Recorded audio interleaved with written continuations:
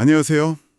오늘 저희 손에는 루돌프 슈타이너의 강연 기록 GA297A가 있습니다. 네, 이게 1921년에서 24년 사이, 그러니까 거의 100년 전 강연들이죠. 네덜란드, 독일, 프라하 같은 곳에서요. 맞아요.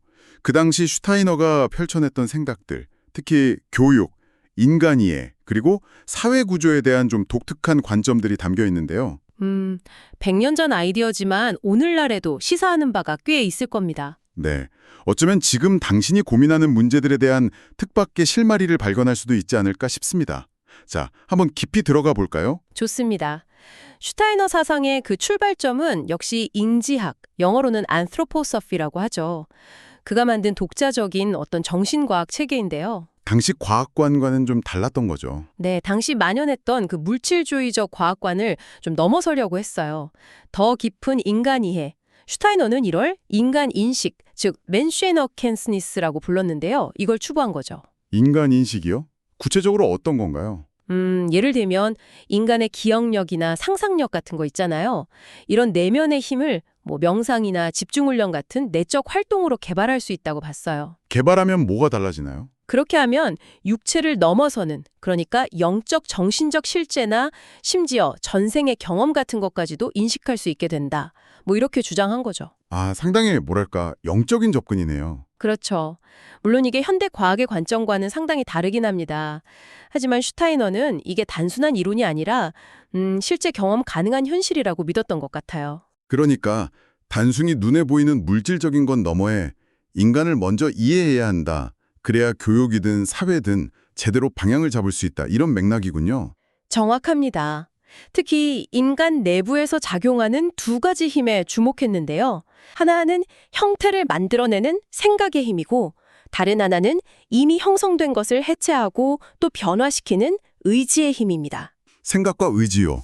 네, 이 둘 사이의 어떤 역동적인 균형 혹은 상호작용, 이게 건강한 인간 발달의 핵심이라고 본 거죠.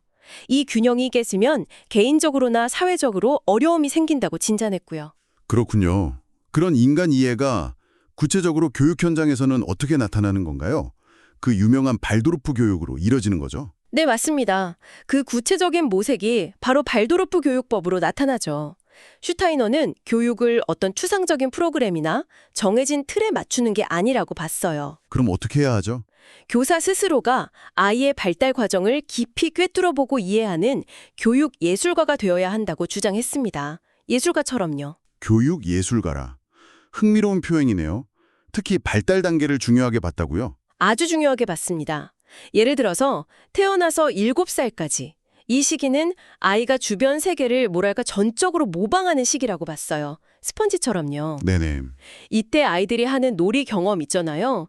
이게 그냥 즐겁게 노는 걸 넘어서 나중에 한 20대가 되었을 때 당신이 삶의 여러 과제나 어려움에 대처하는 능력, 그 회복 탄력성의 기초가 된다고 봤습니다. 와, 0세부터 7세까지의 놀이가 20대의 삶의 대처 능력과 연결된다고요?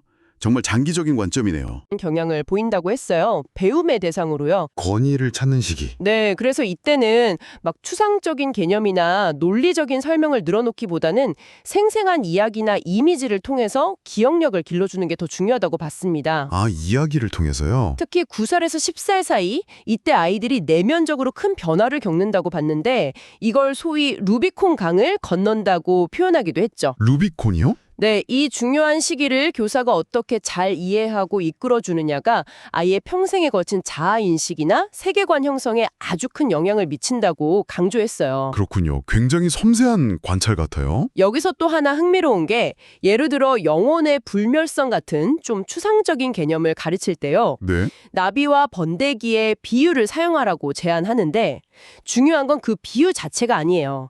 교사 스스로가 그 비유를 그냥 설명 도구가 아니라 자연이 보여주는 깊은 진실이라고 온전히 믿고 받아들일 때 그 믿음과 생명력이 아이에게 그대로 전달된다는 겁니다. 아, 그러니까 지식 전달이 아니라 교사의 내적 확신이 중요한 거군요. 바로 그거죠.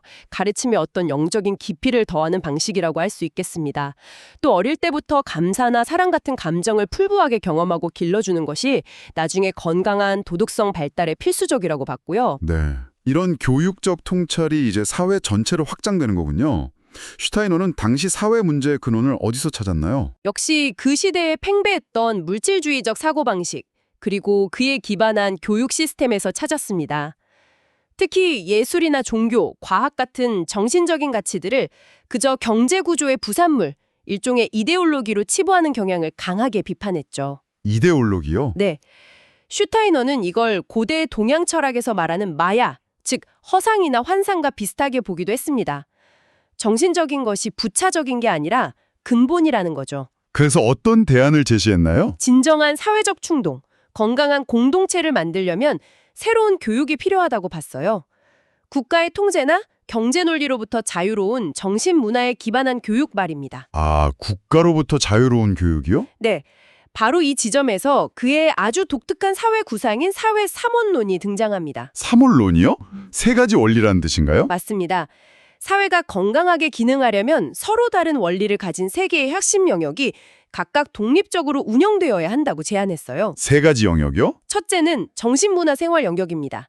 여기에는 교육, 예술, 과학, 종교 같은 것들이 포함되는데 이 영역은 개인의 능력과 창의성이 최대한 발휘될 수 있도록 자유의 원리에 따라 운영되어야 한다고 봤습니다. 자유로운 정신문화 생활. 네, 그리고 둘째는요? 둘째는 법정치생활 영역입니다. 여기서는 모든 성인이 동등한 권리를 가지고 민주적으로 의사결정을 하는 곳이죠. 따라서 이 영역의 핵심 원리는 평등입니다. 자유, 평등. 마지막 세 번째는 뭔가요? 마지막은 경제생활 영역입니다. 생산, 유통, 소비를 아우르는 영역인데 여기서는 이기적인 이윤 추구가 아니라 상호 간에 실제 필요를 충족시켜주는 박애 혹은 형제의 원리가 중요하다고 봤어요. 박예요? 네. 경제 영역에서요? 네, 그래서 생산자, 소비자, 유통업자들이 서로 협력하는 일종의 협동체, 어소시에이션을 통해 경제가 운영되어야 한다고 제안했습니다. 와, 이거 어디서 많이 들어본 구호 같은데요? 자유, 평등, 박예. 맞아요. 18세기 프랑스 혁명의 그 유명한 이상이죠.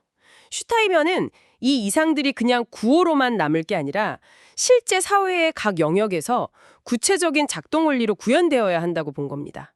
아주 대담한 시도였죠. 당시 사회는 이 세 영역이 좀 뒤섞여 있었다고 본 건가요? 네, 그렇습니다. 특히 국가가 정신문화나 경제 영역까지 과도하게 통제하고 개입하는 당시의 단일 국가 체제가 많은 사회 문제의 근본 원인이라고 진단했어요. 그래서 각 영역의 자율성을 존중하면서 서로 조화를 이루는 것이 건강한 사회의 길이다 이런 비전이군요. 정확히 그렇습니다.